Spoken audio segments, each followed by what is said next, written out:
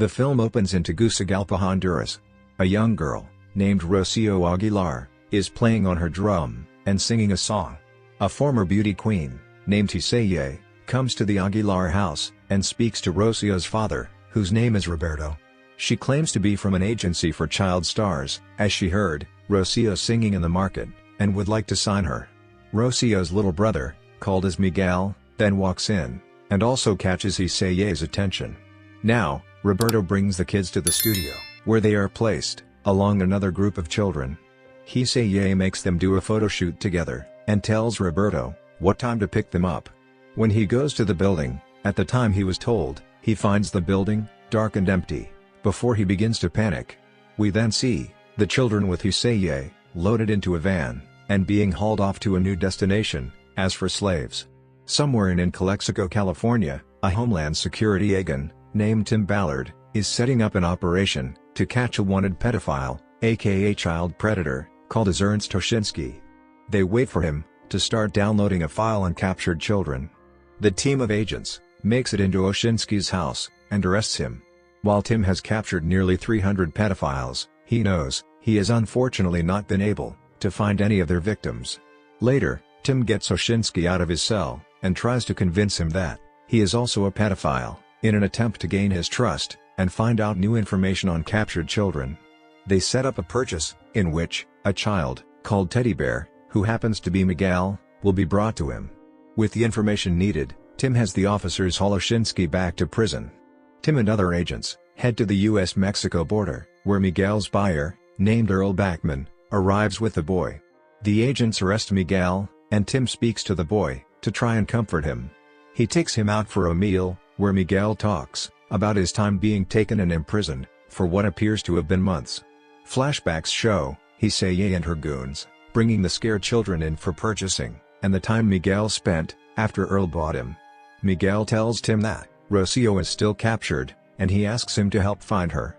He also shows Tim a necklace of the Saint Timoteo, which Rocio had given to him to keep him safe.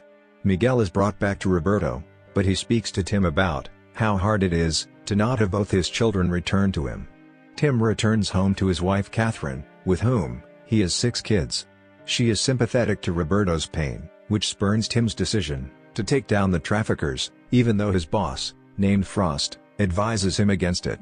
Now, Tim's mission brings him to Cartagena, Colombia, where the children have been brought to. He meets with a former cartel member, named Vampiro, in an effort to work together. After learning about a hotel in Thailand, he comes up with the idea to set one up there in Colombia, to lure Hiseye and her men. They also learn about Hiseye's background, and that her real name is Katie Juarez.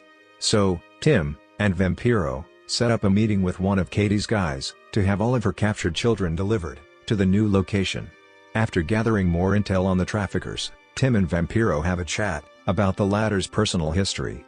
He had spent time with a girl, which he believed was 20 to 25 years old, only to learn that she was 14 and had been trafficked since she was 6. This led to Vampiro attempting suicide, but he believes it's his God-given purpose to help rescue these children. And Tim agrees. Later, Tim is contacted by Frost, who says that he cannot fund the mission and urges him to return home. But instead of returning home, Tim resigns and vows to complete the mission. With help from Vampiro, they work with an officer named Jorge to bring Katie and her men to their location. The team sets up a beachside location where half of the children are brought to.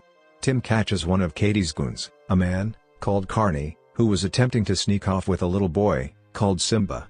Tim attempts to stop them, leading to Carney's goon threatening Tim with a gun, until Vampiro intervenes.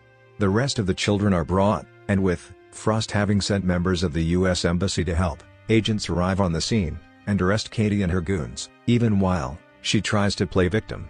After the villains are arrested, the children gather to play and sing, which Vampiro tells Tim that this is the sound of freedom.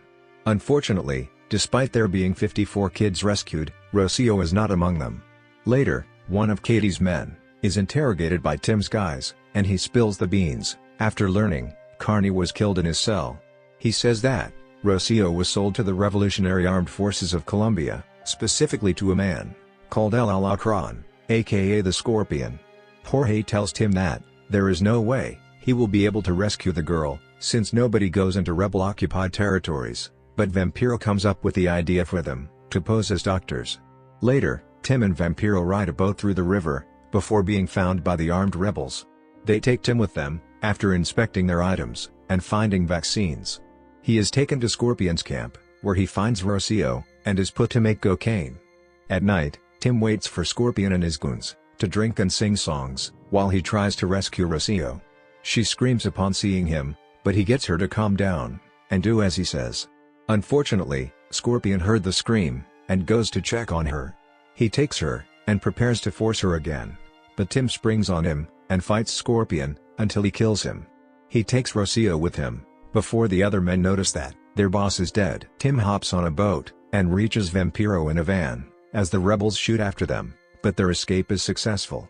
Before parting ways, Tim gives Rocio back the St. Timothy necklace that Miguel gave him.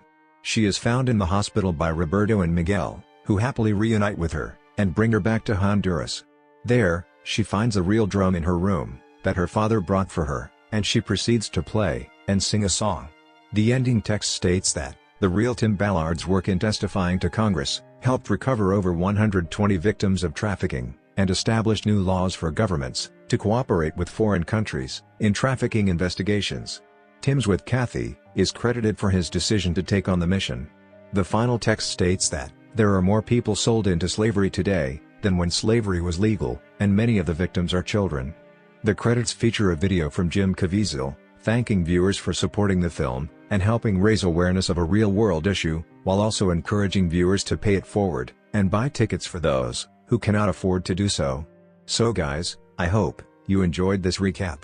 Please, like, share and subscribe my channel. And I'll keep bringing you recaps like this. Thank you.